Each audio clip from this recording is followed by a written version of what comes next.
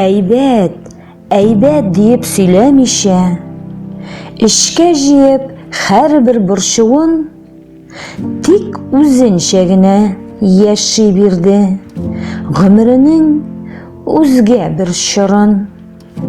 Төннәрен әче сызланудан тыя алмый тыгылып яшьләргә, бер Ходайга гына ялварды ул, сәламәтлек сорап яшәргә.